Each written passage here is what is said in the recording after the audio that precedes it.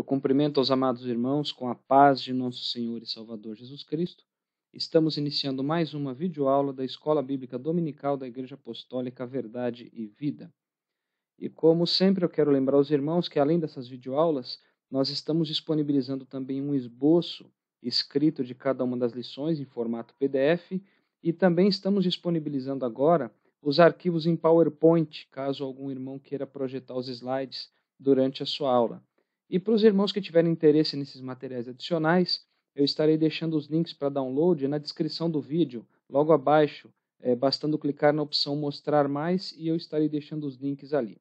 E caso algum irmão prefira receber os esboços escritos por e-mail, basta informar o seu endereço de e-mail, que nós estaremos cadastrando e enviando semanalmente para os irmãos. E eu quero lembrar aos irmãos que todos os materiais que são disponibilizados na internet, eles não substituem as aulas presenciais, ou seja, tem que comparecer na aula presencial da Escola Bíblica Dominical. E no caso da nossa igreja, essas aulas acontecem aos domingos às 16 horas.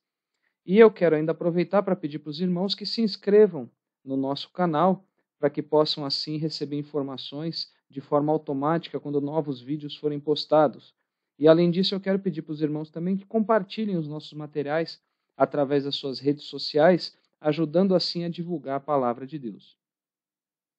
Nós estamos estudando neste terceiro trimestre de 2017 o tema A Razão da Nossa Fé. Assim cremos, assim vivemos. E a lição de hoje é a lição de número 6, a pecaminosidade humana e sua restauração a Deus. Bom, vamos ver então quais são os tópicos que nós estaremos abordando aí durante esta videoaula. Primeiro faremos uma introdução, depois no primeiro tópico, definindo os termos, e aí teremos 3 subtópicos, pecado, os termos hebraicos avon e pechá, e o que é pecado. Depois no segundo tópico, origem do pecado, também com 3 subtópicos, o pecado no céu, o pecado no Éden e a universalidade do pecado. Depois, no terceiro tópico, a solução para o pecado. E aqui teremos 3 subtópicos, nem tudo está perdido, a provisão de Deus e a vitória sobre o pecado. E por fim, faremos, como de costume, também a nossa conclusão. Reparem, irmãos, que no terceiro tópico, a solução para o pecado, tem um subtópico adicional que está em vermelho, a vitória sobre o pecado. Ele está em vermelho porque ele não consta na revista e nós resolvemos acrescentar esse subtópico. Nele nós falaremos sobre a vitória do cristão sobre o pecado. Então esses são os tópicos que nós estaremos abordando no decorrer da videoaula de hoje. Bom, vamos então à nossa introdução. Muito bem, irmãos. Conforme nós temos comentado aí desde a primeira lição, nesse trimestre nós estamos estudando as principais doutrinas da fé cristã. E aqui nós temos aquele slide que os irmãos já conhecem, contendo aí as 13 lições desse trimestre, aqui do lado direito. E do lado esquerdo aqui nós temos a correspondência de cada uma dessas lições com os 16 itens da declaração de fé das Assembleias de Deus. E a lição de hoje, que é a lição de número 6, ela se refere ao item 5 da declaração de fé. Então vamos ver agora qual é esse item 5 da declaração de fé. Esse item diz o seguinte: cremos na pecaminosidade do homem que o destituiu da glória de Deus, e que somente o arrependimento e a fé na obra expiatória e redentora de Jesus Cristo podem restaurá-lo a Deus. Romanos 3:23 e Atos dos Apóstolos 3:19. Então, é sobre isso que nós vamos falar hoje. A aula de hoje ela está relacionada a este item 5 do cremos, onde nós vamos falar sobre o pecado, sobre a pecaminosidade humana. Bom, nesse trimestre, então, nós já falamos sobre a Bíblia, comentamos também, falamos numa aula sobre Deus Pai, falamos sobre a Trindade, falamos também sobre Jesus Cristo, sobre o Espírito Santo, e na lição de hoje nós falaremos sobre um assunto que ele também é muito importante, tá? Nós vamos falar sobre a doutrina do pecado, que é uma das 10 doutrinas aí da teologia sistemática. E essa doutrina do pecado, ela é chamada de amartiologia. Tá? Então, essa é a doutrina do pecado. Obviamente, nós não vamos conseguir nos aprofundar muito nessa doutrina, porque senão a aula ficaria muito extensa e não é o objetivo também da escola dominical. Mas esse é o tema que nós estaremos tratando na aula de hoje. E na revista, o pastor Ezequias Soares ele fez uma importante colocação que eu replico aqui na tela dos irmãos. Todos os conflitos no mundo e as confusões existentes na humanidade são manifestações do pecado. Isso, irmãos, é uma grande verdade, tá? E não somente os conflitos e as confusões, mas também toda a corrupção, as enfermidades, as mortes, enfim, todas as coisas ruins que nós vemos, elas são, de alguma forma, consequências do pecado. E, além disso, na atualidade, nós temos ainda um grande problema, que é o problema do chamado relativismo. Irmãos, a sociedade relativista, ela diz que o erro, ela diz que o pecado, eles dependem do ponto de vista de cada um, ou seja, tudo passou a ser relativo. Para a sociedade, muitas atitudes, muitos costumes e até a cultura, muitas das vezes deturpada, que nós sabemos que são malignos, para a sociedade não se trata necessariamente de pecado. E isso, irmãos, é um grande engano, onde Satanás ele tem seduzido as pessoas para dar invasão a todos os desejos da carne, para dar invasão às suas concupiscências, fazendo com que as pessoas elas pequem de forma natural, achando que tudo é normal, que tudo pode ser feito, que nada é pecado, que depende do ponto de vista de cada um. Agora, nós, como cristãos, nós jamais devemos pensar dessa forma, irmãos. O pecado, ele existe sim. O pecado, ele é real sim. E como nós veremos no decorrer dessa aula, só existe uma maneira de se ter vitória sobre o pecado. Nós vamos falar sobre isso um pouco mais adiante. Muito bem, nós vamos agora então entrar no primeiro tópico da videoaula de hoje, definindo os termos. Irmãos, trata-se aqui de um tópico, vamos dizer assim, totalmente teórico, onde fala-se muito sobre os termos hebraicos e gregos que caracterizam aí o pecado. Essa parte da terminologia, ela é importante, mas nós não iremos nos aprofundar muito nesse tópico, porque nós vamos dedicar a maior parte do tempo para os outros tópicos, que eles são mais práticos e que eles são mais doutrinários, tá? No que diz respeito a esse tema do pecado. Novamente, não que não seja importante essa questão de terminologia, de termos em hebraico, de termos em grego, não é que não seja importante, é importante, mas nós optamos por dedicar a maior parte do tempo aos outros tópicos, que eles são mais práticos, eles são mais interessantes dentro do contexto da aula de hoje, tá? Então, entrando no primeiro tópico, definindo os termos. E o primeiro subtópico, o título é pecado. Bom, irmãos, todo esse tópico, nos seus 3 subtópicos, ele trata, como eu já comentei, das definições de pecado. E aqui nós vamos ver algumas delas. Tá? Então vamos lá. Segundo o livro A Doutrina do Pecado, que é do pastor Severino Pedro, que aliás é um livro que eu recomendo para os irmãos, aqui está a foto da capa dele, aqui do lado esquerdo. Segundo o pastor Severino Pedro, neste livro, ele diz que o pecado ele está relacionado com o seguinte. Então vamos ler aqui. Primeiro, está relacionado com aquilo que se desvia do alvo. O termo aqui é ratá, ou amartia também. Tá? Mas aqui o termo ele é ratá. Com aquilo que se desvia do alvo. Depois fala também relacionado com aquilo que é torcido, awon ou avon, e aquilo que tem a natureza de delito, que é pechá.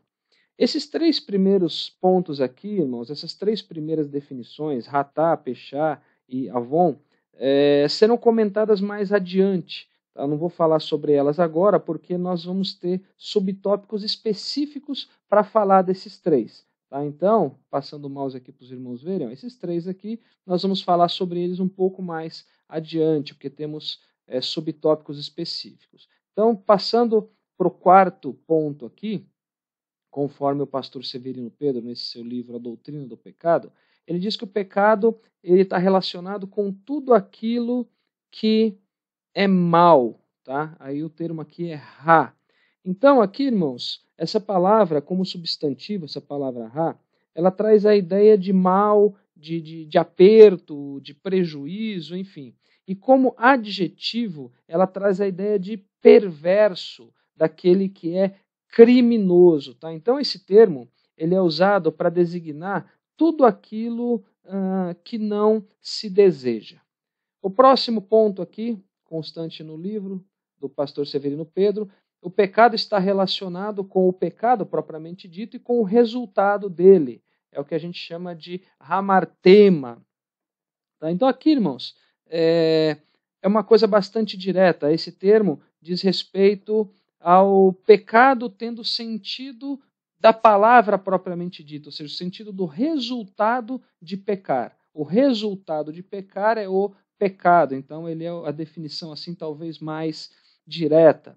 Depois ele diz também que o pecado está relacionado com a transgressão. Transgressão, aqui está como parabases. Aqui, irmãos, refere-se à violação, refere-se à desobediência, que, aliás, nós vamos ver mais adiante que a relação é íntima entre o pecado e a desobediência. A desobediência está intimamente ligada ao pecado.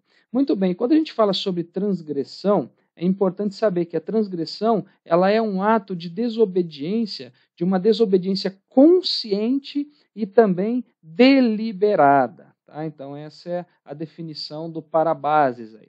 Ainda segundo o livro, diz que o pecado está relacionado com a maldade, que é a poneria.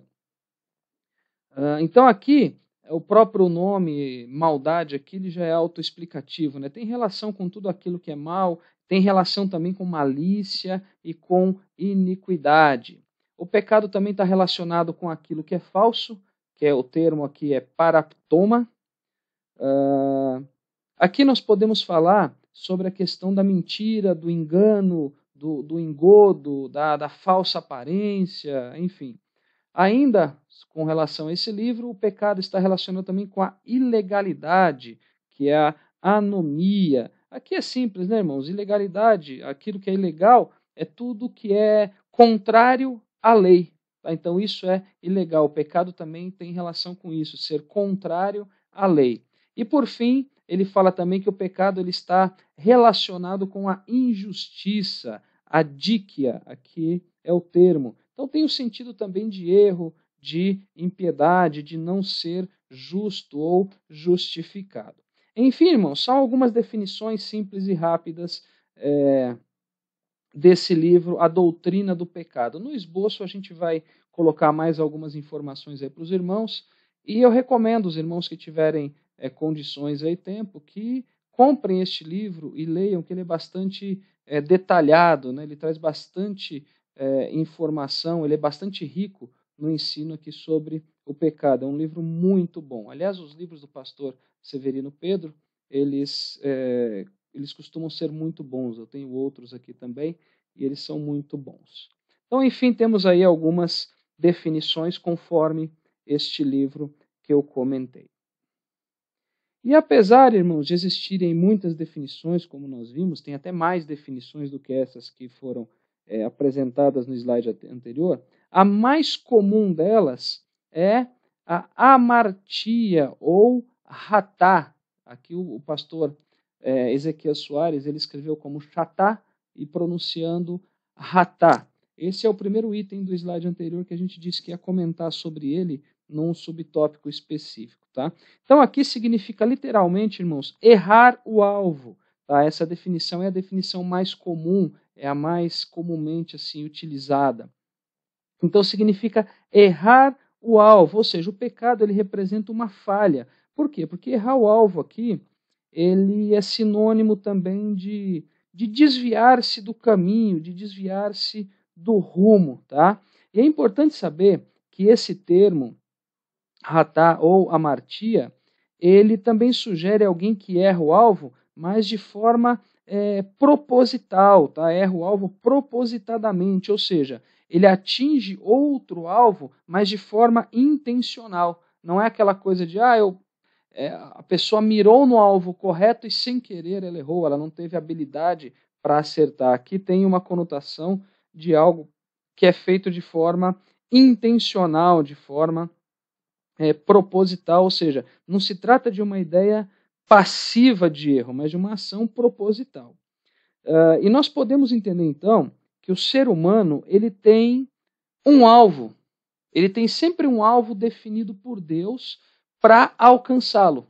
Então, todo ser humano tem um alvo que é definido por Deus para que alcance o próprio Deus. E o pecado, ele caracteriza justamente isso, errar este alvo, errar o caminho que leva a este objetivo ou a este alvo. Então, essa é a ideia do pecado aqui com esse termo hebraico ratá, ou o termo grego amartia. E aqui, na tela dos irmãos, nós temos uma definição muito interessante, que eu reproduzi aqui no slide, que está na revista dos irmãos. Tá? Ele diz que o pecado, segundo o dicionário teológico da CPAD, do hebraico, né, ratá, como nós já comentamos, e do grego amartius, e do latim peccatum. O significado aqui é o seguinte: transgressão deliberada e consciente das leis estabelecidas por Deus. Reparem novamente que aqui está dando a ideia de algo que é feito de forma consciente, de forma proposital, de forma pensada. Tá? Aí continuando, errar o alvo estabelecido pelo Criador ao homem, como nós também comentamos, Deus estabeleceu um alvo, né, para todos nós, para toda a humanidade. E continuando, o pecado mortal é a deliberação consciente e intencional de se resistir à vontade de Deus. Não se trata de um simples pecado ou de uma transgressão ordinária. É uma rebeldia movida pelo orgulho e pelo não reconhecimento da soberania divina. Então temos aí mais uma definição. Lembrando que esse primeiro subtópico está falando aqui sobre definições. Mas vejam que está bastante claro aqui, está falando novamente sobre errar um alvo que é estabelecido por Deus. Entrando agora no segundo subtópico, nós temos aí os termos hebraicos avon e pechá, ou awon e pechá. Então, primeiramente, vamos ver aqui o primeiro termo hebraico, awon. Então está na tela dos irmãos. Relacionado com aquilo que é torcido, traz o sentido de dobrar, torcer, iniquidade, maldade, erro, pecado, culpa, enfermidade moral e etc. E por fim, perverter a lei de Deus. Então veja, irmãos, que essa palavra ela tem a ideia de torcer, ela tem a ideia de dobrar, tá? É como uma inclinação, mas uma inclinação que é ruim, uma inclinação má. Uma direção assim tortuosa dentro do ser humano. Vejam que nós temos aqui também a ideia de perversão. Tá? Perversão. E perverter o que é? Perverter significa fazer algo contrário, significa também corromper. Tá? Então refere-se a infringir, a cometer delito, enfim. São algumas definições aí do pecado referentes a esse termo avon. O pastor, ou awon, não sei exatamente a pronúncia desta palavra, mas o pastor Severino Pedro ele também fala sobre este termo no livro dele, inclusive a gente até colocou no primeiro slide, e ficamos de comentar mais adiante, que é o que a gente está fazendo agora. E tem também o termo pechá. Tá? Pechá. Então está na tela dos irmãos, olha, traz o sentido de rebelar-se, violar, transgredir. Ofensa, rebeldia, crime e delito. Uma violação, uma revolta contra a lei de Deus. Então, novamente, nós temos aqui a ideia de transgressão, a ideia de violar uma lei, mas novamente de forma proposital, de forma deliberada. Tá? Então, reparem, irmãos, que todos os termos usados que nós vimos até agora, eles têm uma grande relação com a desobediência. Depois os irmãos vão entender o porquê disso, tá? Mas enfim, são aí algumas definições baseadas em alguns termos originais no hebraico. Entrando agora no terceiro subtópico, o que é pecado? Então, irmãos, conforme 1 João 3,4, depois os irmãos podem meditar com calma, o pecado é o seguinte, conforme aqui várias versões diferentes. Então, pecado é transgressão da lei, conforme a versão Almeida Revista Atualizada e a nova versão internacional. Pecado é iniquidade, conforme a Almeida Revista Corrigida e a Almeida Corrigida Fiel. E também é quebra da lei, conforme a nova tradução na linguagem de hoje. Enfim, são as 5 versões comuns, né? Tem mais versões que a gente separou para poder conceituar aí o pecado. Mas reparem que todas as definições, independente da versão que está sendo utilizada, elas também apontam para desobediência à lei. Olha, transgressão, quebra da lei, enfim. Elas apontam para ações que são contrárias à vontade de Deus. Tá? Então, isso também está relacionado aí ao tema do que é pecado. E segundo o dicionário bíblico Wycliffe, ele traz um conceito bastante simples, irmãos, bastante objetivo, mas apesar de ser simples e ser objetivo, ele também é bem abrangente e completo sobre o que é o pecado. Olha só, segundo o dicionário bíblico Wycliffe, o pecado é tudo o que é contrário ao caráter de Deus. Ou seja, temos aqui uma definição simples, direta e que nos explica de forma bastante clara o que é o pecado. Então vejam, simples, direto e objetivo. Ou seja, tudo que for contrário ao caráter de Deus, tudo que for contrário à sua vontade, tudo que for contrário à sua palavra, tudo que for contrário à sua lei, enfim, tudo isso é pecado. Tá? Então o pecado é algo assim bastante abrangente, mas ele sempre traz a ideia de contrariedade com aquilo que vem da parte de Deus. E é importante também, irmãos, ressaltar que, em se tratando de pecado, nós estudamos sobre isso quando nós tivemos a oportunidade de estudar sobre o livro de Tiago. Quando se trata do pecado, nós temos o chamado pecado de comissão. Olha só o que a Bíblia nos diz em Mateus 15:3. Ele, porém, respondendo, disse-lhes: Por que transgredis vós também o mandamento de Deus pela vossa tradição? Ou seja, está falando aqui de transgressão, de desobediência a um mandamento de Deus. Agora, além do pecado de comissão, nós temos também o pecado de omissão. Olha só o que a Bíblia nos diz em Tiago 4,17. Aquele, pois, que sabe fazer o bem e não o faz, comete pecado. Bom, irmãos, para nós entendermos bem esses conceitos, o pecado de comissão, ele é aquele pecado gerado pelos atos. Ou seja, é quando se faz aquilo que Deus diz para não ser feito, que Deus diz para não fazer. Já o pecado de omissão, ele é o contrário. Ele é o pecado que ele surge pela falta de atos, pela falta de atitude. Ou seja, é quando não se faz aquilo que Deus diz para fazer. Então, resumindo, pecado de comissão é quando eu faço aquilo que Deus não quer que eu faça. E pecado de omissão é quando eu não faço aquilo que Deus quer que eu faça. E reparem, irmãos, que em ambos os casos nós temos a desobediência como geradora do pecado. Vejam, quando alguém faz algo que Deus não quer que ele faça, ele está o quê? Ele está desobedecendo. E quando alguém não faz o que Deus quer que seja feito, ele também está desobedecendo. Então, os irmãos se recordam que nós comentamos há instantes atrás que existe uma relação muito estreita do pecado com a desobediência. O pecado sempre está relacionado à desobediência. E nesse caso que a gente comentou, tanto o pecado de comissão quanto o pecado de omissão, eles estão relacionados à desobediência. Enfim, esse foi aí o primeiro tópico, onde era uma parte mais conceitual, mais de terminologias, de termos no original hebraico, enfim. Então agora nós vamos avançar, nós vamos entrar aí no próximo tópico, que é a origem do pecado. E o primeiro subtópico, o pecado no céu.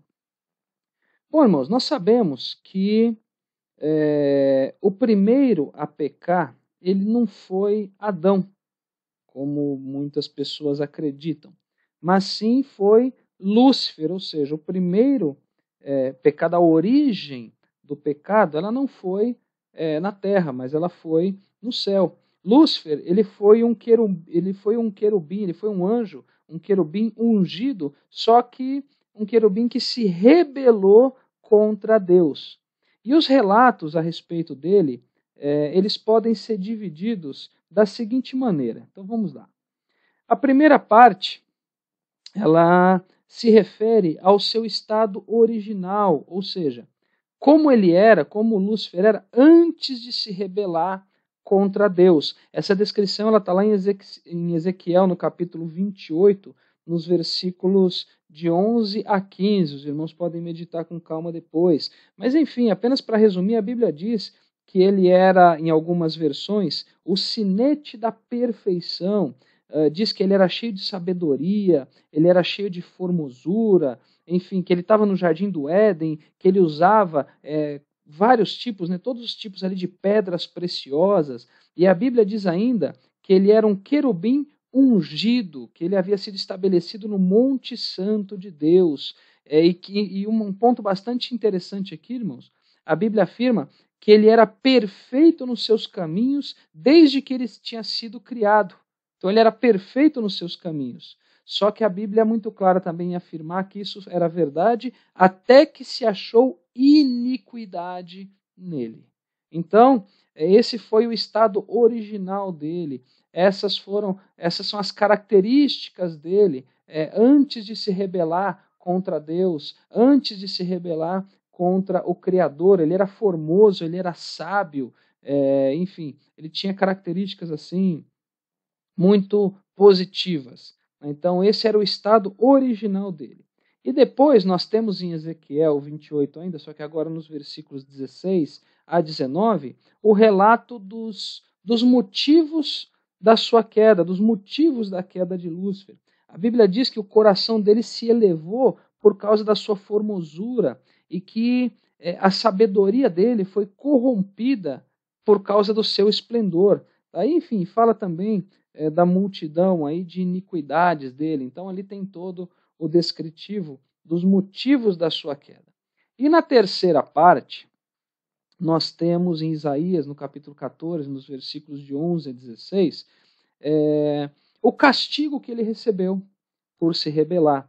A soberba dele, a Bíblia diz que ela foi derribada no inferno e ele foi lançado por terra. E também todos nós sabemos que o destino final dele é o lago de fogo e enxofre. Nós sabemos disso, inclusive nós tivemos o privilégio de estudar sobre escatologia no primeiro trimestre do ano passado, onde nós falamos sobre isso também. Mas enfim, depois os irmãos podem meditar com calma nessas passagens, até porque se nós fôssemos meditar de forma aprofundada em cada uma delas, a aula ela ficaria muito extensa. Então por isso que eu não reproduzi todos os textos bíblicos referentes a esse slide aqui para os irmãos. Tá? Mas basicamente tem essa divisão. Para meditar no estado original dele, Ezequiel 28, dos versículos 11 a 15. Dos versículos 16 a 19 tem os motivos da queda, ou seja, o que levaram ele a cair, e em Isaías 14, de 11 a 16, tem ali o castigo que ele recebeu, as consequências, vamos dizer assim, dos seus atos, as consequências para ele mesmo.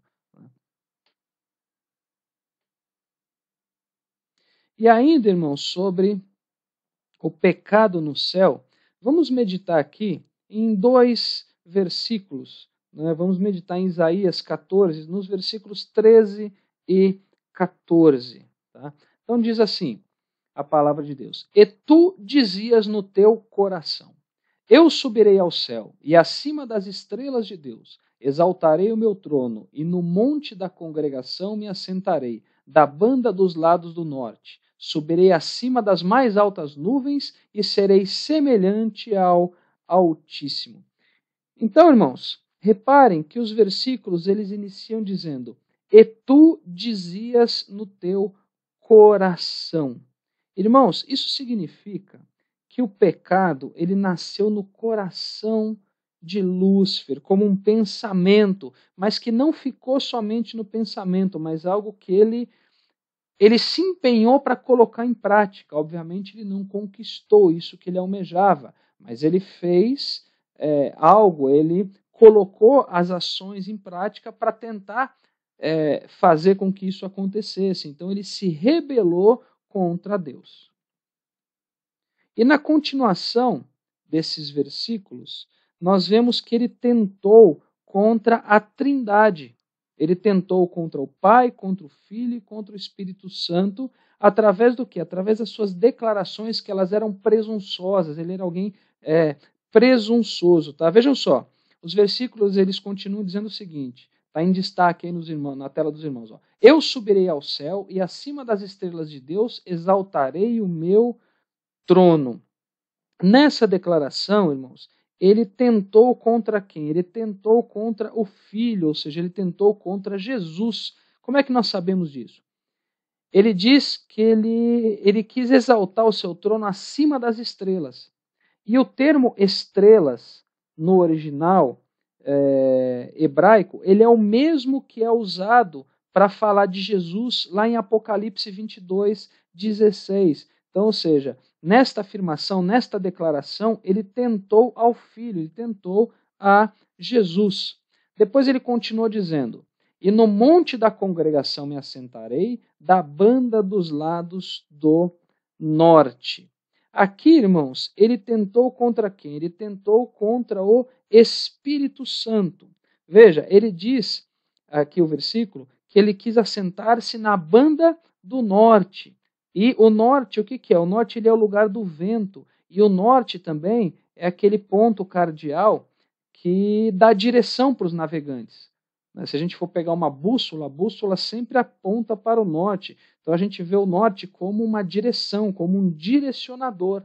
Ou seja, fazendo referência aqui tanto à questão da direção norte, que diz respeito ao lugar do vento, quanto ao norte como um direcionador dos navegantes, um ponto de referência, nós temos aqui a referência ao Espírito Santo. E por fim ele diz: subirei acima das mais altas nuvens e serei semelhante ao Altíssimo. Aqui, irmãos, está bastante direto, né, que foi uma tentação. Nessa declaração, ele tentou a quem? Ele tentou a Deus Pai. Por quê? Porque ele desejou subir acima das mais altas nuvens. E ele deixa bem claro que ele queria ser semelhante ao Altíssimo. E quando ele fala que ele queria subir acima das mais altas nuvens, é dessa forma que Deus ele se apresenta no Antigo Testamento. Então ele estava aqui tentando ao Pai. Ou seja, ele tentou a Trindade. Nós vemos então claramente que ele caiu devido à sua soberba, tá? Devido ao seu orgulho, devido à sua presunção, que o levou também a se tornar rebelde, levou à rebeldia. E para nós refletirmos, irmãos, quantos são os que continuam caindo nos dias de hoje devido a esses mesmos fatores, esses mesmos motivos, orgulho, soberba, presunção e consequentemente, aí, a rebeldia. Estou falando aqui, irmãos, de pessoas que eles até começaram bem nos caminhos do Senhor, só que eles deram lugar a esses sentimentos com o passar do tempo. Muitas das vezes Deus exalta algumas pessoas ministerialmente, as pessoas dão lugar a esse tipo de sentimento que foram sentimentos, como nós vimos, característicos de Satanás. Tá? Então nós temos que tomar muito cuidado com isso, nós temos que vigiar o tempo inteiro, orando para que Deus conserve a humildade no nosso coração, nunca deixando o orgulho, a soberba ou a presunção entrar em nossas vidas. Bom, entrando agora no segundo subtópico, o pecado no Éden. Bom, irmãos, nós vimos aí que a origem do pecado, vamos dizer assim, ela está em Satanás. Porém, irmãos, o pecado ele entrou no mundo através do primeiro casal. Tá? Os irmãos conhecem a história, né? Conhecem bem a história, nós já falamos sobre isso em outras aulas, inclusive. Então, nós vamos fazer uma reflexão bem breve, tá? Para a gente poder analisar um pouco essa questão da entrada do pecado no mundo, tá? Na terra, o pecado no Éden. Então, olha só o que a Bíblia nos diz lá em Gênesis 2, 16 e 17. E ordenou o Senhor Deus ao homem, dizendo: de toda árvore do jardim comerás livremente, mas da árvore da ciência do bem e do mal, dela não comerás, porque no dia em que dela comeres, certamente morrerás. Então aqui nós vemos, irmãos, claramente que o homem ele tinha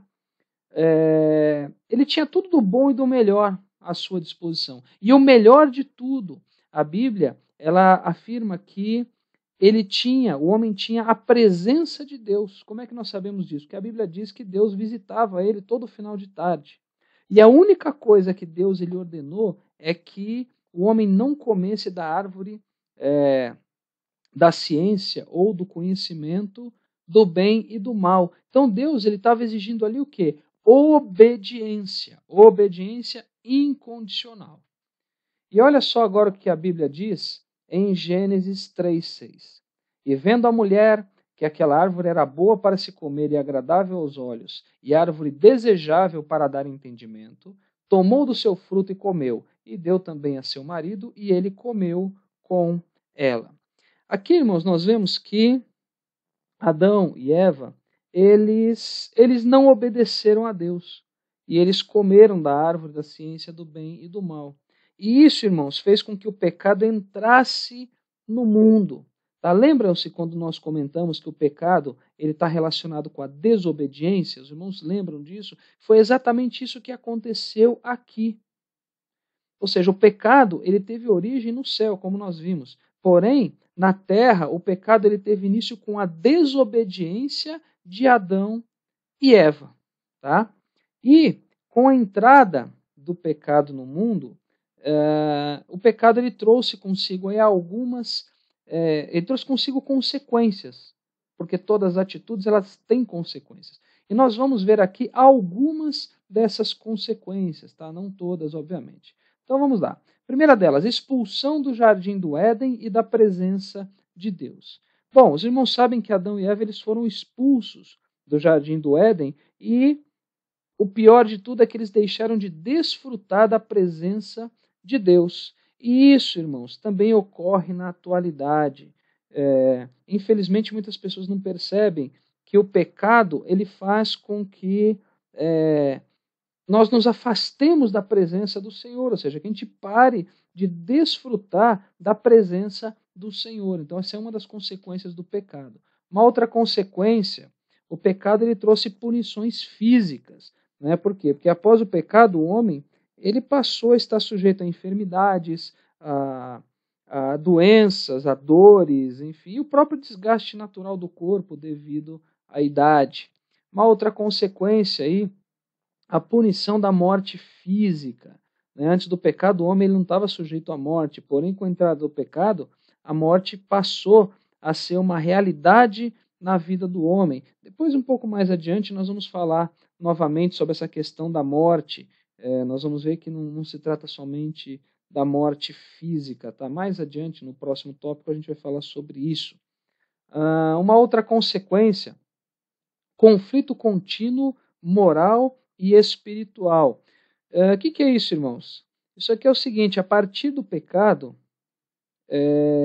passou a existir um conflito entre a carne e o espírito. Quando nós estudamos sobre o fruto do espírito e as obras da carne, a gente falou bastante sobre isso, sobre esse conflito interior, o conflito entre a carne e o espírito.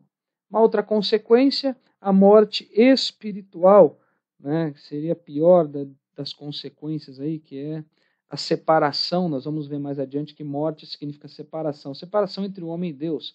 E não somente a morte física, como nós comentamos, e a morte espiritual, mas nós temos também a segunda morte, que é a pior delas. Nós vamos ver mais adiante o que é a segunda morte.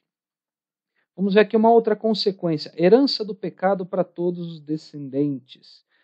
Irmãos, o pecado, ele atinge a todos, uma vez que todos são descendentes de Adão. Tá? E se o pecado original ele é herdado por todos, significa que as consequências do pecado também são uma realidade para todas as pessoas.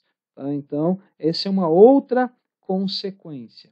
E outras consequências mais, enfim, o pecado ele interrompeu a comunhão entre Deus e o homem, e a humanidade ela foi destituída da glória de Deus, como nos diz a Bíblia Sagrada. Então, o pecado ele trouxe consigo aí uma série de consequências, e consequências essas que são percebidas até os tempos atuais.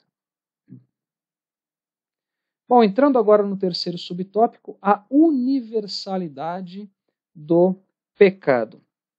Bom, aqui tem um versículo bastante característico, que é bem direto em relação a esse tema da universalidade do pecado, que é Romanos 3:23. Está na tela dos irmãos. Porque todos pecaram e destituídos estão da glória de Deus. Irmãos, vejam que esse versículo ele é muito claro. Todos pecaram, ou seja, irmãos, não existe quem não pecou. Agora, abre aspas, obviamente que eu não estou falando aqui do Senhor Jesus, o Senhor Jesus não se encaixa nisso aqui, eu estou falando dos seres humanos, tá? Então, todos pecaram e destituídos estão da glória de Deus. Então, irmãos, se todos pecaram, significa que o pecado é universal, ou seja, o pecado atingiu a todos. E pelo fato do pecado ser universal, a necessidade da salvação também é universal. Ou seja, se o pecado atingiu a todos, todos precisam da salvação. Não significa que todos serão salvos, mas que todos necessitam da salvação, e isto é um fato. E dentro desse contexto, irmãos, da universalidade do pecado, vamos meditar aqui nas passagens bíblicas que estão lá na leitura bíblica em classe, na revista dos irmãos, lá em Romanos, no capítulo 5, nos versículos de 12 a 21. Então nós vamos meditar de forma bastante breve. Então vamos lá. Primeiro vamos iniciar aqui com os versículos 12 a 14. Eu quebrei em 3 blocos para não ficar muito extenso na tela também, tá? Por uma questão de disposição dos versículos, simplesmente. Então vamos lá. Pelo que, como por um homem entrou o pecado no mundo, e pelo pecado a morte, assim também a morte passou a todos os homens, por isso que todos pecaram.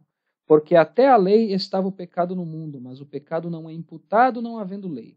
No entanto, a morte reinou desde Adão até Moisés, isso é importante, irmãos, até sobre aqueles que não pecaram à semelhança da transgressão de Adão, o qual é a figura daquele que havia de vir.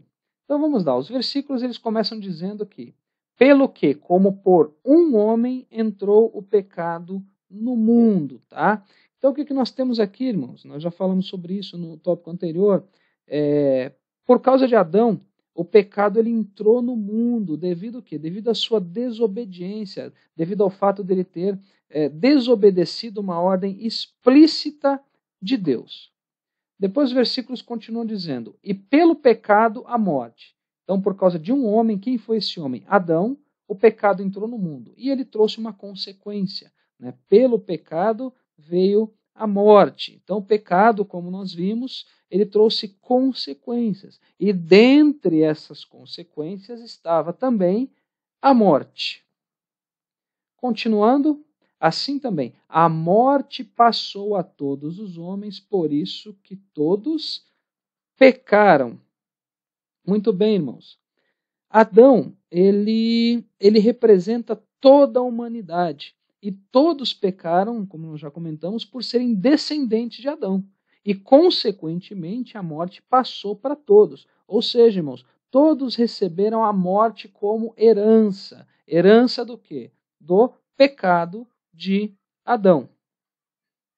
Continuando, porque até a lei estava o pecado no mundo, mas o pecado não é imputado não havendo lei. No entanto, a morte reinou desde Adão até Moisés, até sobre aqueles que não pecaram à semelhança da transgressão de Adão, o qual é a figura daquele que havia de vir.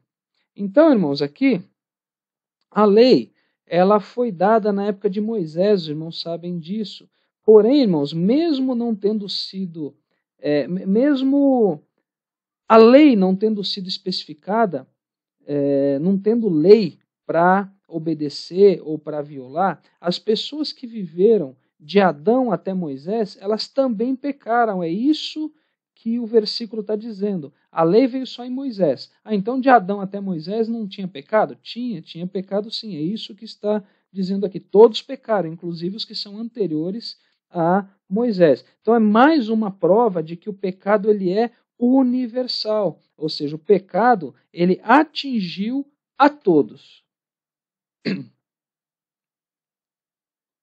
Bom, avançando agora, vamos continuar aqui na leitura, agora nos versículos 15 até o 17.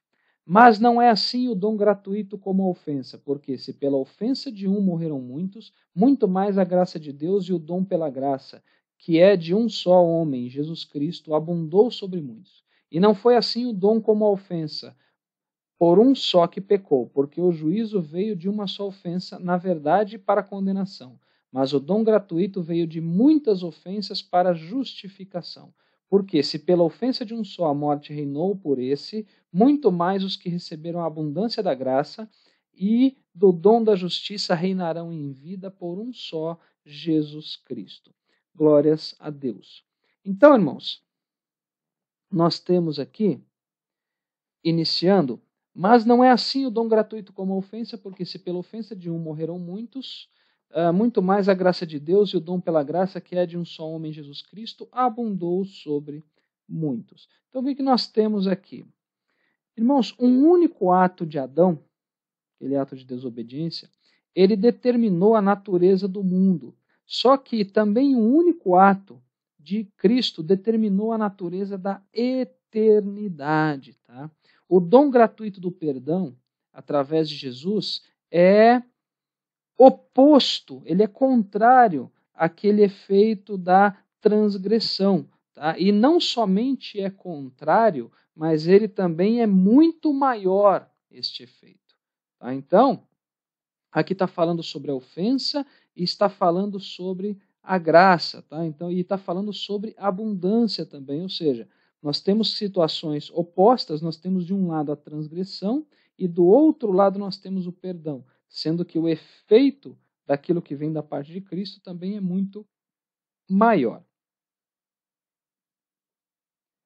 Continuando, e não foi assim o dom como a ofensa, por um só que pecou, porque o juízo veio de uma só ofensa, na verdade, para a condenação. Aqui está bastante claro e bastante direto, né? Ou seja, o juízo ele veio por uma ofensa. Que ofensa foi essa, irmãos? A desobediência do primeiro casal lá no Éden, conforme nós vimos no tópico que falou sobre o pecado no Éden. E esse juízo que veio por uma ofensa, né, por esse pecado, por essa desobediência, ele veio com um propósito, esse juízo. E o propósito era a condenação. Esse era o propósito. E continuando, mas o dom gratuito veio de muitas ofensas para a justificação. Olha que coisa interessante, irmãos. O juízo, como nós acabamos de ver, ele veio por uma ofensa. Agora, o dom gratuito, ele não veio de uma ofensa, mas de muitas ofensas. Muitas ofensas, porque a partir de Adão, todos se fizeram pecadores. Agora não era mais uma única ofensa, mas eram todos ofendendo, todos pecando, todos cometendo aí os delitos. E o juízo, ele veio para a condenação. Mas o dom gratuito, ele não veio para condenação, mas para justificação. Nós vamos ver um pouco mais à frente sobre essa questão da justificação, né? Ser o tornado justo diante de Deus. Isso é algo maravilhoso, meus irmãos. Bom, continuando. Porque se pela ofensa de um só a morte reinou por esse, muito mais os que recebem a abundância da graça e o dom da justiça reinarão em vida por um só, Jesus Cristo. Bom, irmãos, quando Adão cedeu ao pecado, ele fez a morte reinar. Deus foi muito claro falando que o dia que eles comessem daquela árvore, certamente eles morreriam. Tá? Então, ao ceder ao pecado, Adão fez com que a morte reinasse. Agora, aqueles que recebem a graça, aqueles que recebem, como diz o versículo, a abundância da graça, eles reinarão em vida. Reinarão sobre o quê? Ou sobre quem? Sobre o pecado. Tá? Então é isso que está dizendo aqui para nós. Bom, continuando agora a leitura, vamos ver o último bloco aqui nos versículos 18 até o 21. Pois, assim como por uma só ofensa veio o juízo sobre todos os homens para condenação, assim também por um só ato de justiça veio a graça sobre todos os homens para a justificação de vida. Porque como pela desobediência de um só homem muitos foram feitos pecadores, assim pela obediência de um muitos serão feitos justos. Veio, porém, a lei para que a ofensa abundasse. Mas onde o pecado abundou, superabundou a graça, para que, assim como o pecado reinou na morte, também a graça reinasse pela justiça para a vida eterna, por Jesus Cristo, nosso Senhor. Então vamos lá, de forma bastante breve também. Pois assim como por uma só ofensa veio o juízo sobre todos os homens para a condenação. Então o que nós temos aqui, irmãos? Uma única ofensa, novamente, que foi o pecado de Deus, foi a desobediência do primeiro casal. Uma única ofensa, ela trouxe o juízo sobre toda a humanidade. Tá? Juízo para quê?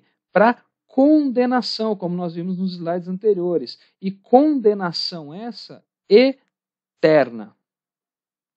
Depois, continuando, em contrapartida, em detrimento a isso, por um só ato de justiça veio a graça sobre todos os homens para a justificação de vida. Então, aqui, em contraposição ao anterior, que era uma única ofensa trazendo juízo sobre toda a humanidade, aqui nós temos um único ato também, só que não uma ofensa, mas sim um ato de justiça que não trouxe a condenação, o juízo, mas trouxe a graça sobre todos. Para quê? Para a justificação da humanidade. E, irmãos, quando eu digo para todos, sobre todos os homens, significa que esta graça está disponível para todos os homens. O que eu estou querendo dizer com isso? Está disponível, não significa que todos a têm, porque nem todos aceitam, porque nem todos recebem. Nós iremos comentar sobre isso um pouco mais à frente. Diferente do juízo, que é para todos indistintamente, a graça está disponível para todos, mas nem todos a recebem. Tá? Continuando aqui. Porque como pela desobediência de um só homem, muitos foram feitos pecadores. Tá? Então, nós estamos falando aqui de um desobediente. Porque a desobediência de um só homem. Quem era esse desobediente, irmãos? Era Adão. E Adão, ele gerou muitos pecadores. Então, um desobediente igual a muitos pecadores. E na sequência nós temos a contrapartida. Pela obediência de um, muitos serão feitos justos. Então, nesse caso, nós temos, ao invés de um desobediente, como no caso anterior, que era Adão, nós temos um obediente. Quem é este obediente? Cristo. Se um desobediente, que foi Adão, gerou muitos pecadores, um obediente, que foi Jesus Cristo, gerou muitos justos, muitos que foram justificados. Glórias a Deus por isso.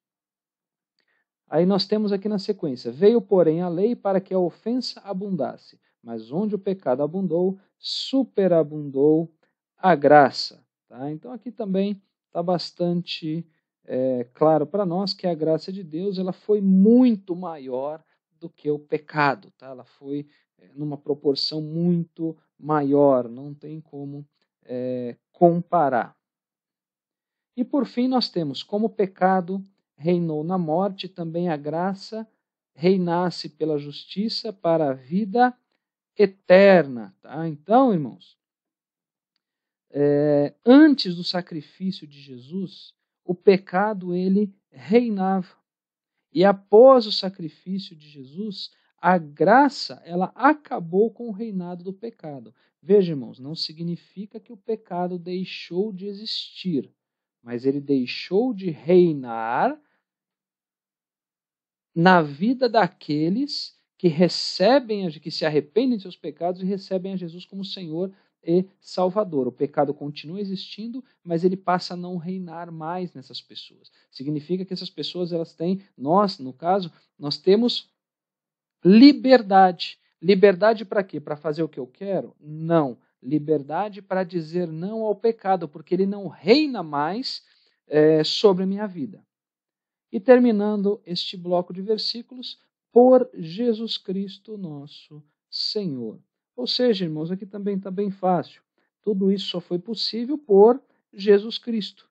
Então, isso significa, irmãos, que os méritos, eles não são daqueles que alcançam a graça, mas os méritos são de Jesus Cristo. Enfim, aí temos uma explanação da leitura bíblica, contextualizando dentro dessa questão da universalidade do pecado e também colocando aqui a questão da necessidade universal de salvação e da universalidade da salvação também para todos aqueles, obviamente, que recebem esta graça. Bom, avançando aí para o próximo tópico, nós temos a solução para o pecado. E no primeiro subtópico, nem tudo está perdido.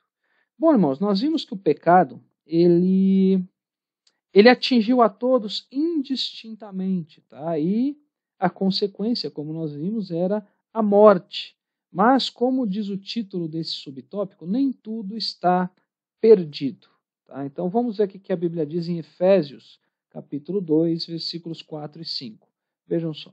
Mas Deus, que é riquíssimo em misericórdia, pelo seu muito amor com que nos amou, estando nós ainda mortos em nossas ofensas, nos vivificou juntamente com Cristo. Pela graça sois salvos. Tá? Eu fiz questão aqui, irmãos, de frisar algumas palavras aqui nesse versículo que elas são importantes. Mas, enfim, irmãos, o que esses versículos aqui, 4 e 5 de Efésios 2, estão nos trazendo de mensagem?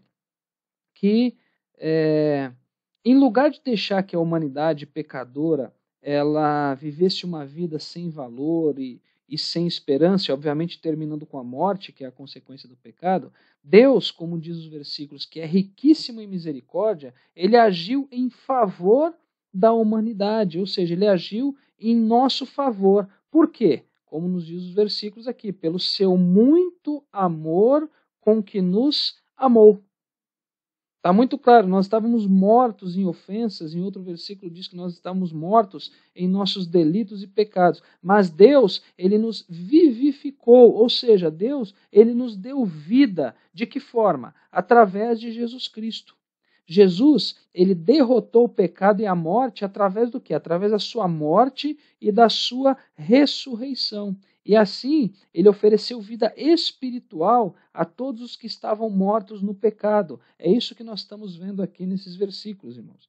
Então, nós passamos da morte para a vida. Glórias a Deus por isso. E nós vimos, irmãos, que como o pecado surgiu, nós vimos a maneira com que ele surgiu e como ele entrou no mundo. E nós também vimos que nem tudo está perdido. Mas cabe aqui uma pergunta. Nós vimos que o pecado ele nasceu no céu através daquela rebeldia de Lúcifer, depois veio para a terra através da desobediência de Adão, né, do primeiro casal, na verdade. Então fica aqui uma pergunta. Tudo isso aconteceu, mas Deus, ele foi pego de surpresa? Ou seja, Deus ele não esperava que o pecado fosse surgir. Deus ele foi pego desapercebido. Nesse contexto, irmãos, olha só o que a Bíblia nos diz em Apocalipse 13, 8. E adoraram a todos os que habitam sobre a terra, esses cujos nomes não estão escritos no livro da vida do Cordeiro, que foi morto desde a fundação do mundo. Então nós vemos aqui, irmãos, de forma muito clara, que a resposta a essa pergunta, se Deus foi pego de surpresa, a resposta é não. Ou seja, Deus, ele não foi pego de surpresa. Por quê? Porque o plano da salvação, ele já estava concebido desde a fundação do mundo, ou seja, muito antes do pecado acontecer, Deus já havia preparado um plano, já havia arquitetado um plano para salvar a humanidade. Entrando agora no segundo subtópico, a provisão de Deus. Irmãos, para nós entendermos de forma bastante clara essa questão do pecado e da vida através de Jesus, nós vamos meditar no que nos diz a Bíblia lá em Romanos 6:23. Inclusive, nós já meditamos nesse versículo num outro trimestre, quando nós estudamos sobre a maravilhosa graça. Aí nós vamos meditar nele aqui novamente. Então vamos lá. Porque o salário do pecado é a morte, mas o dom gratuito de Deus é a vida eterna por Cristo Jesus, nosso Senhor.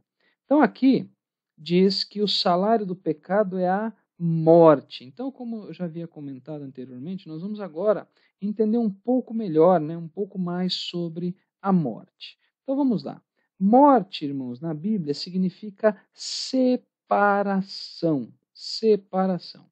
E é importante, nós sabemos que existem três mortes diferentes dentro desse contexto. Tá? Então temos primeiramente a morte física. Essa aqui é a mais simples de se entender. Ah, mas morte não é separação? Morte física também é separação? Sim, separação da alma do espírito e do corpo.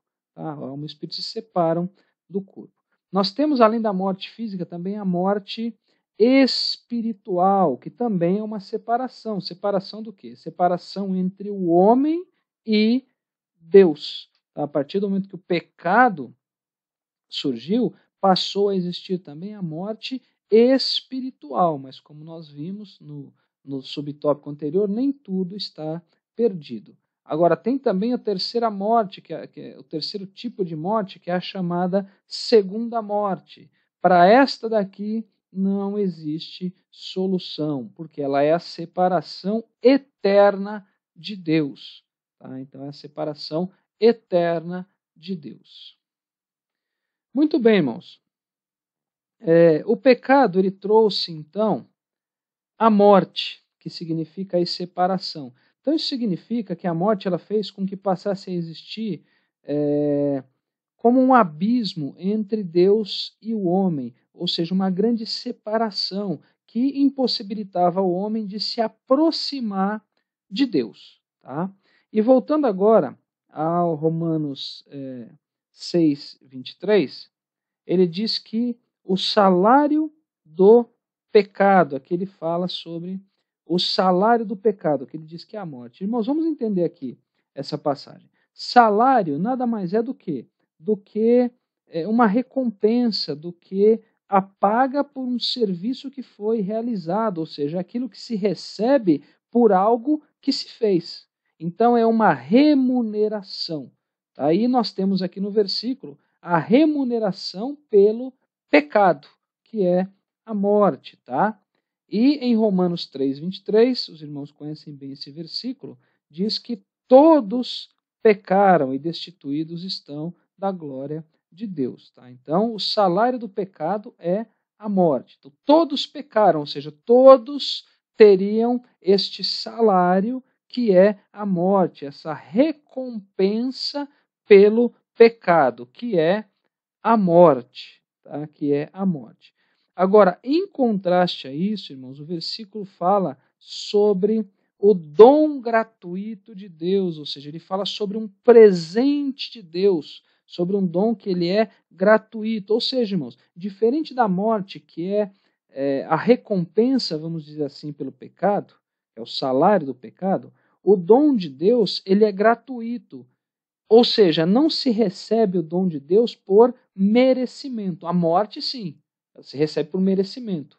Ah, mas como que uma pessoa merece a morte? Por causa do pecado. Como nós vimos, a morte ela é o salário do pecado. Agora, o dom de Deus, ele é gratuito, ele não é por merecimento. E esse dom gratuito, o que, que é? É a vida eterna. Tá? Este é o dom gratuito de Deus, é a vida eterna. Então, irmão, só para frisar, diferente da morte, que é o salário por se pecar, a vida eterna é um dom gratuito.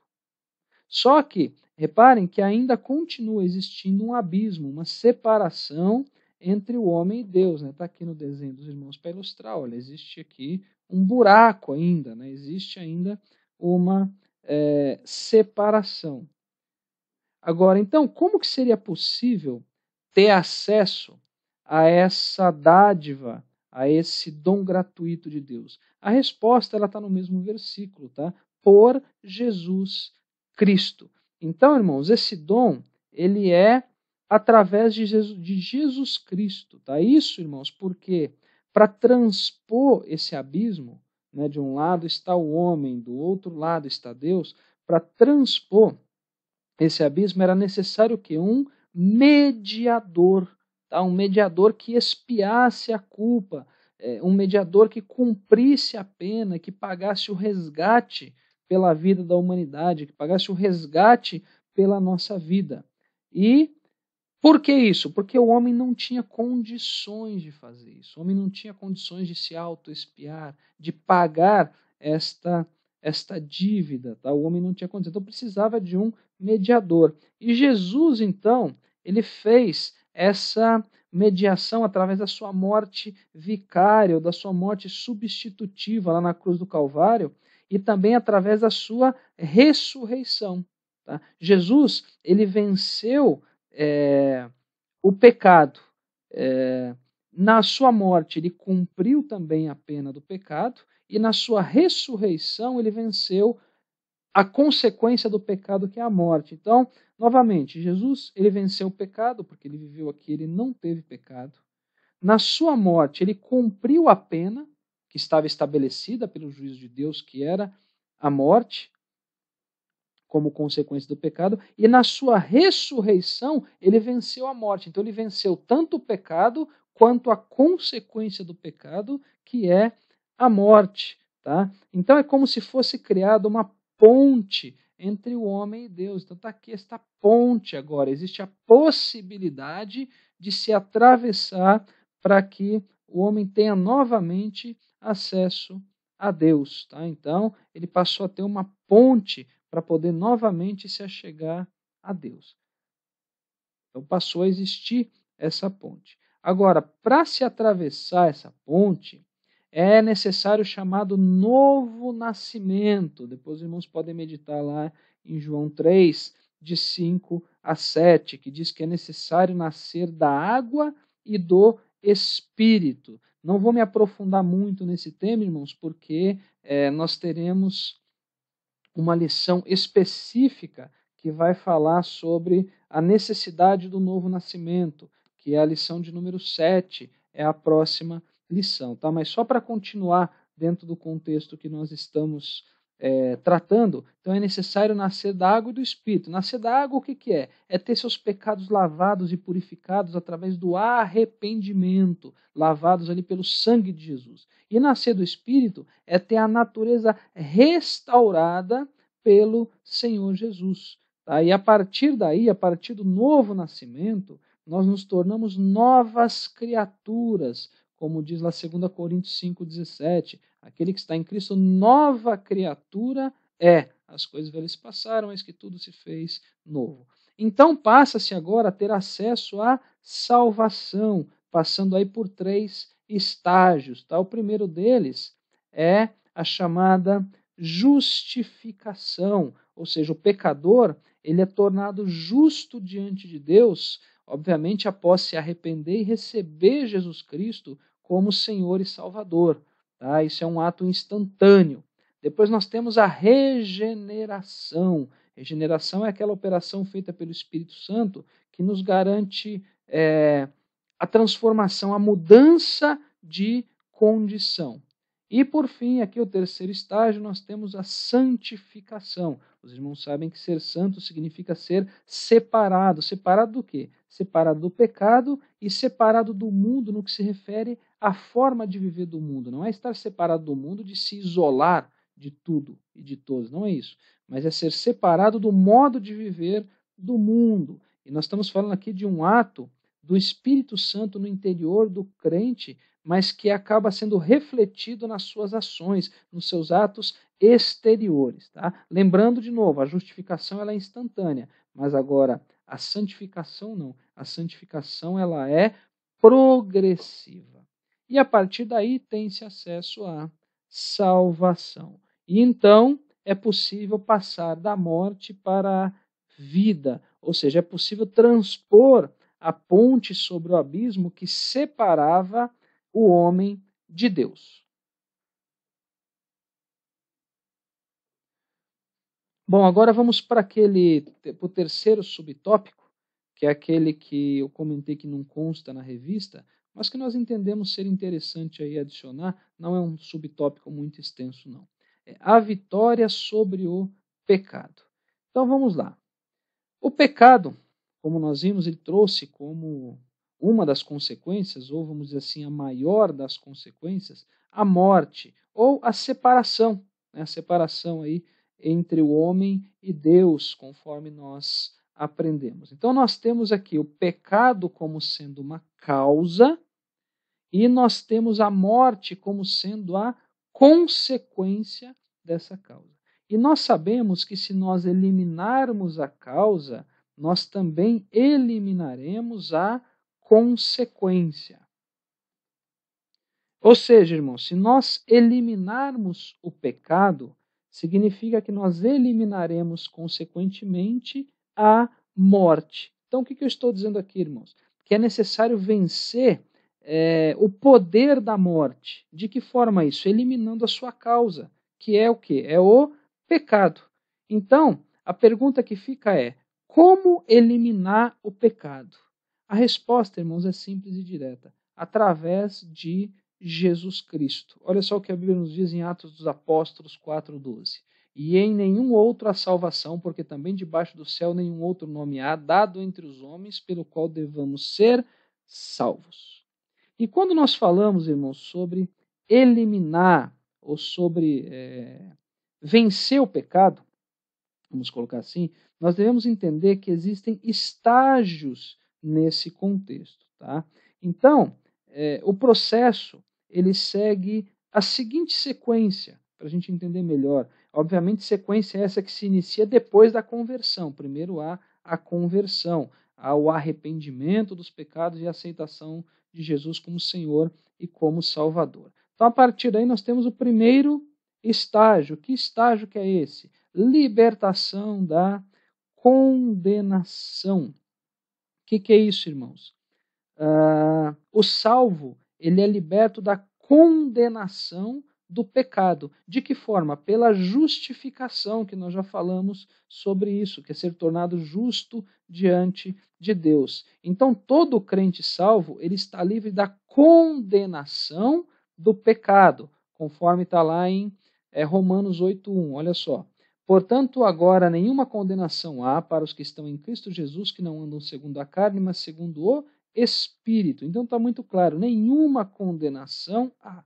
Então esse é o primeiro estágio, a libertação da condenação do pecado. Veja, nós estamos falando sobre os estágios da vitória sobre o pecado. O primeiro estágio é ser liberto da condenação dele. Segundo estágio, libertação do jugo. Então primeiro liberta-se da condenação e em seguida liberta-se do jugo. Ou seja, o salvo ele está liberto do jugo do pecado. Irmãos, antes da salvação, o pecador ele não tem condições de dominar as suas paixões, as suas concupiscências. Como nós comentamos, antes da salvação, o pecado ele reinava. Então, todos eram escravos do pecado. Mas depois da salvação, o pecado passou a não exercer mais domínio sobre o salvo. Tá? Onde é que nós temos a comprovação disso? Romanos 6,14. Porque o pecado não terá domínio sobre vós, pois não estáis debaixo da lei, mas debaixo da graça. Lembrando, irmãos, sendo repetitivo, o pecado não deixou de existir. O que acontece é que ele não tem mais domínio, ele não reina mais sobre nós. Nós temos a liberdade de dizer não para ele. É isso que acontece. Então, voltando, estágios da vitória sobre o pecado. Primeiro, no estágio, nós somos libertos da condenação do pecado. Segundo estágio, nós somos libertos do jugo do pecado. E por fim, nós temos o terceiro estágio, que é a libertação da presença do pecado. Agora aqui, este terceiro estágio, irmãos, ele não vai acontecer agora. Né? Enquanto nós estamos nesse mundo, nós lutamos o tempo todo contra a nossa velha natureza. Porém, os irmãos sabem que um dia nós viveremos num lugar onde não entra pecado. E o nosso corpo ele não vai estar mais sujeito. Por quê? Porque nós seremos semelhantes ao Filho de Deus, conforme está lá em 1 João 3,2. Amados, agora somos filhos de Deus e ainda não é manifesto o que havemos de ser, mas sabemos que quando ele se manifestar, seremos semelhantes a ele, porque assim como é, o veremos. Tá? Então, esses são os estágios da vitória sobre o pecado. Primeiramente, existe a libertação da condenação do pecado. Nós deixamos de ser condenados pelo pecado. Depois nós somos libertos do jugo do pecado, ou seja, o pecado não reina mais sobre nós, nós não somos mais escravos do pecado. E por fim nós ficaremos livres também da presença do pecado quando tudo se consumar, porque nós vamos, em nome de Jesus, para a glória, onde lá não entra, onde lá não existe pecado. Bem, vamos agora à nossa conclusão. O pecado atingiu toda a humanidade, por isso todos precisam de Cristo para que possam ser libertos do poder do pecado e serem salvos. E nossa missão é apresentar Jesus Cristo aos que ainda não o conhecem. Enfim, irmãos, da mesma maneira que pela misericórdia de Deus nós tivemos acesso à graça através de Jesus Cristo, nós não podemos nos esquecer de nossa missão, que é a de pregar o arrependimento e a remissão dos pecados. Veja, irmãos, pregar o arrependimento e a remissão dos pecados, diferente de muita coisa que tem sido pregada por aí. Então nós temos que pregar esse arrependimento, essa remissão, apresentando Jesus Cristo para os pecadores, para que eles também possam ter acesso a, como diz o pastor José Gonçalves, a esta maravilhosa graça. Enfim, chegamos aí ao final de mais uma videoaula. Que Deus abençoe os irmãos e eu amo cada um de vocês em Cristo Jesus.